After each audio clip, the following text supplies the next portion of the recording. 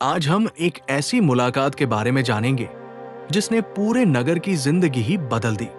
जब प्रभु को मालूम हुआ कि फरीसियों ने सुना है कि यीशु यूहन्ना से अधिक चेले बनाता और उन्हें बपतिस्मा देता है, जबकि यीशु स्वयं नहीं वरन उसके चेले बपतिस्मा देते थे, तब वो यहूदिया को छोड़कर फिर गलील को चला और उसको सामरिया से होकर जाना अवश्य था।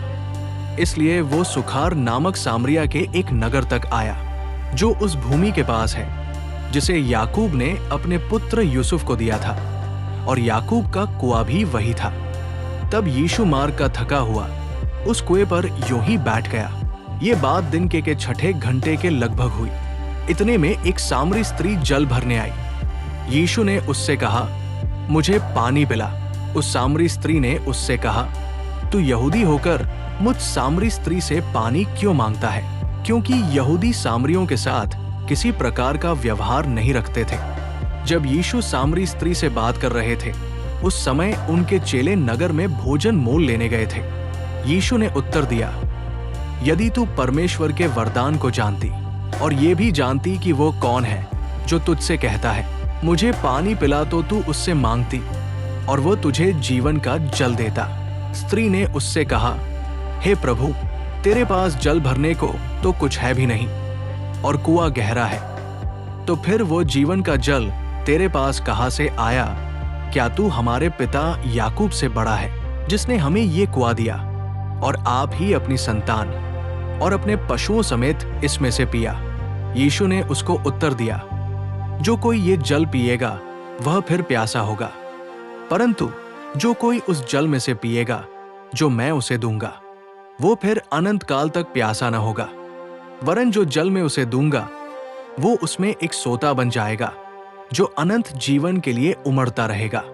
स्त्री ने उससे कहा, हे प्रभु, वो जल मुझे दे ताकि मैं प्यासी न हूं और न जल भरने को इतनी दूर आऊं। यीशु ने उससे कहा, जा, अपने पति को यहां बुला ला। स्त्री ने उत्तर दिया, मैं बिना पति की हूं। यीशु ने उससे कहा, तू ठीक कहती है, मैं बिना पति की हूं, क्योंकि तू 5 पति कर चुकी है और जिसके पास तू अब है वो भी तेरा पति नहीं।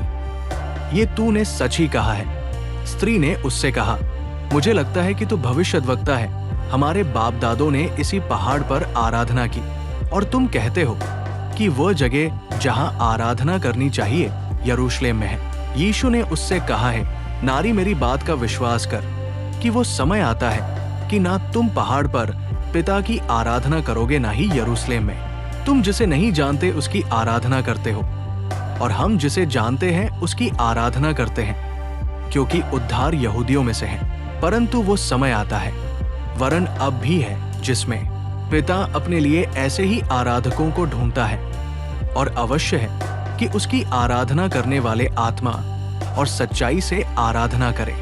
स्त्री ने उससे कहा, मैं जानती हूं कि मसीह जो ख्रीस्त कहलाता है आने वाला है। जब वो आएगा तो हमें सब बातें बता देगा। यीशु ने उससे कहा, मैं जो तुझसे बोल रहा हूं वही हूं। इतने में उसके चेले आ गए और अचंभा करने लगे कि वो स्त्री से बातें कर रहा है। तो भी किसी ने न कहा कि तू क्या चाहता है या किस लिए उससे बातें करता है। तब स्त्री अपना घड़ा छोड़कर नगर में चली गई और लोगों से कहने लगी, आओ, एक मनुष्य को देखो जिसने सब कुछ जो मैंने किया मुझे बता दिया। कहीं ये तो मसीह नहीं? सो वे नगर से निकलकर उसके पास आने लगे। इतने में उसके चेले यीशु से ये विनती करने लगे कि हे रब्बी, कुछ खा ले।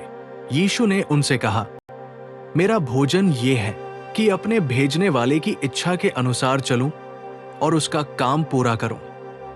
और उस नगर के बहुत सामरियों ने उस स्त्री के कहने से, जिसने ये गवाही दी थी कि उसने सब कुछ जो मैंने किया है मुझे बता दिया, विश्वास किया। तब जब ये सामरी उसके पास आए तो उससे विनती करने लगे कि हमारे यहाँ रह। सो वो वहां 2 दिन तक रहा। उसके वचन के कारण और भी बहुतेरों ने विश्वास किया और उस स्त्री से कहा, अब हम तेरे कहने ही से विश्वास नहीं करते, क्योंकि हमने आप ही सुन लिया और जानते हैं कि यही सचमुच में जगत का उद्धार करता है। फिर यीशु उन 2 दिनों के बाद वो वहां से चल करके गलील को गया सामरी स्त्री की ये कहानी हमें एक गहरी सीख देती है। यीशु ने ये नहीं देखा कि वो किस जाति की है, उसका अतीत कैसा है या समाज उसे कैसे देखता है। उन्होंने उसे प्रेम दिया, सत्य बताया और जीवन का जल प्रदान किया। ये कहानी सिखाती है कि परमेश्वर हमारे बाहरी रूप या हमारी गलतियों को नहीं, बल्कि हमारे दिल को देखते हैं। सच्ची आराधना किसी स्थान से नहीं, बल्कि आत्मा और सच्चाई से होती है।